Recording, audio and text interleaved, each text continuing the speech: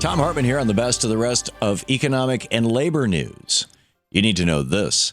When we talk about fixing income inequality in this country, we typically focus on taxing the rich to redistribute wealth down to the working poor. But we often forget about all the income that's constantly being redistributed up to those at the top. In a recent article over at Alternet, former Labor Secretary Robert Reich explained how huge corporate cartels jack up their prices and funnel our money straight to the ruling elite.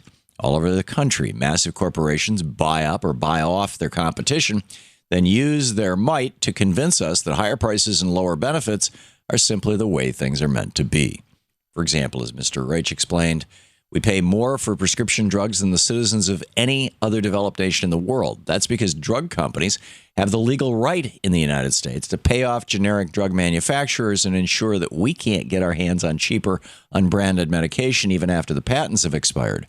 And the pharmaceutical companies aren't alone in this scam. Internet service in the United States costs 3.5 times more than faster service in France, but most Americans have only one or two choices for their internet providers. The same goes for our banks, our food producers, and our health insurance companies. These corporate monstrosities bribe our lawmakers to look the other way when it comes to antitrust violations. And they spend a fortune on campaigns to promise us that larger companies means more efficiency and better service. But all they really care about is increasing profits so that CEOs and shareholders can pocket a larger and larger share of our cash. The level of inequality in our nation has not been seen since the Industrial Revolution, and these industries are the very reason why that divide continues to grow.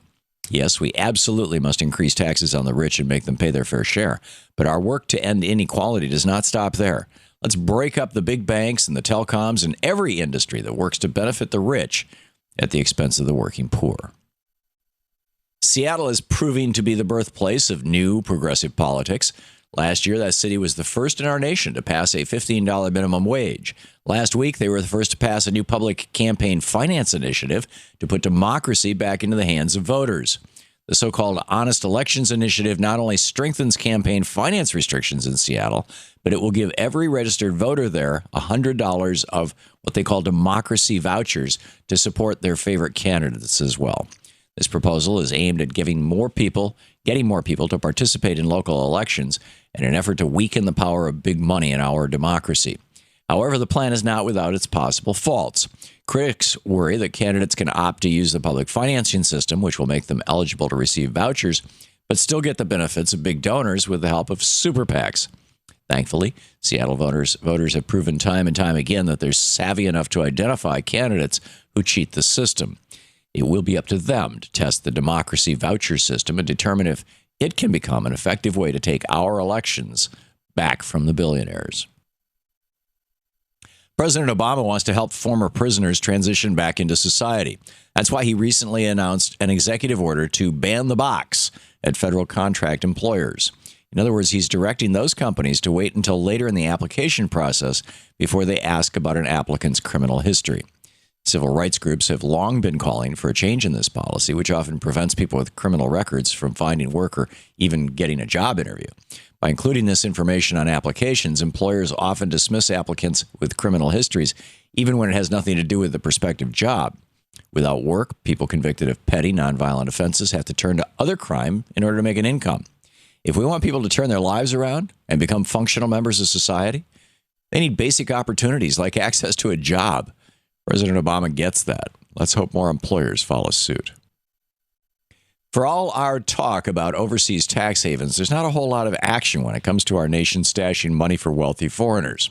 According to a recent study by the Tax Justice Network, the United States has now surpassed Singapore and the Cayman Islands as a tax haven for the super rich.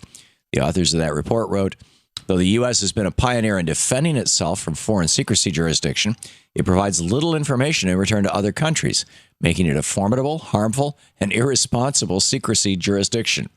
So, while our president and regulators have begun forcing other nations to give up information on tax havens, we're not reciprocating when people stash billions within our borders? If we want the rest of the world to tell us when billionaires hide money in their banks, we should be doing the same thing when it comes to foreign money here in the U.S. And finally, how do you save the post office and help millions of people find affordable banking services?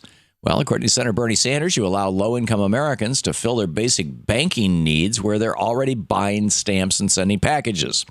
In a recent interview, the independent senator from Vermont explained that the post office isn't broke. Thanks to an arbitrary bill back in 2006, the Postal Service was forced to pay upfront for 75 years of retiree benefits, which has cost them more than $5 billion a year. Without that burden, the system would have plenty of cash to survive long into the future. In addition, these services would help give millions of low-income Americans access to cash checking, payday loans, and other non-bank financial services without the high fees and interest rates charged at pawn shops and check cashing stores. This policy is a common-sense way to help millions of Americans and to protect the Postal Service from further harm. Let's help make it a reality by calling Congress and telling our lawmakers that we support the Post Office and this effort to bring banking to all.